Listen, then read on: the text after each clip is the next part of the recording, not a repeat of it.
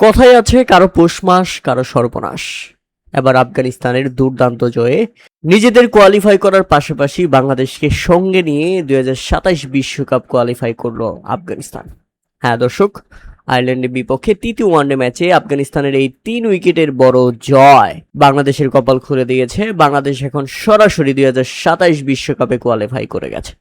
বাকি আছে 4টি দল, যেখানে ওয়েস্ট ইন্ডিজকে সহ বাছাই পর্ব খেলে তাদের পজিশন নিশ্চিত করতে হবে।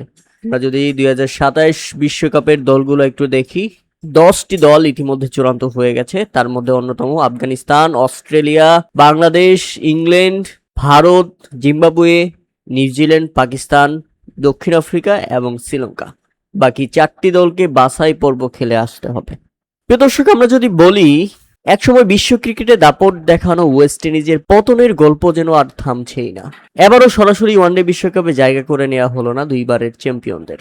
2027 বিশ্বকাপের মূল পর্বে উঠতে আরো একবার বাছাই পর্ব খেলে উঠে আসতে হবে তাদেরকে। এদিকে আফগানিস্তান বাংলাদেশকে সঙ্গে নিয়েই বিশ্বকাপে প্রবেশ করেছে। তাই তো আফগানিস্তান এবং বাংলাদেশ 2027 বিশ্বকাপ সরাসরি খেলবে, এটা এখন পুরোপুরি নিশ্চিত, অফিসিয়ালি নিশ্চিত হয়ে গেছে। ডেডলাইন ছিল আগামী 30 সেপ্টেম্বরের মধ্যে cut off time. One day ranking এ শীর্ষ 8 দল সরাসরি বিশ্বকাপ খেলার সুযোগ পাবে। তবে দক্ষিণ আফ্রিকা শীর্ষ 8-এ থাকায় র্যাঙ্কিং এর 9ম দল হিসেবে সরাসরি টিকিট পাবে বিশ্বকাপের।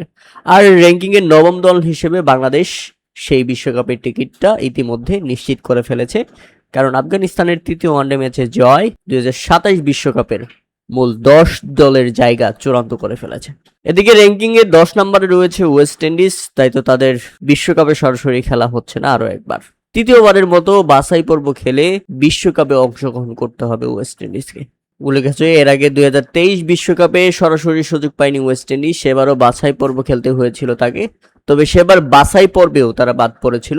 2023 বিশ্বকাপ ওয়েস্ট ইন্ডিজকে ছাড়াই ইতিহাসের প্রথমবারের মতো অনুষ্ঠিত হয়েছিল, যা ছিল একেবারেই আশ্চর্যজনক।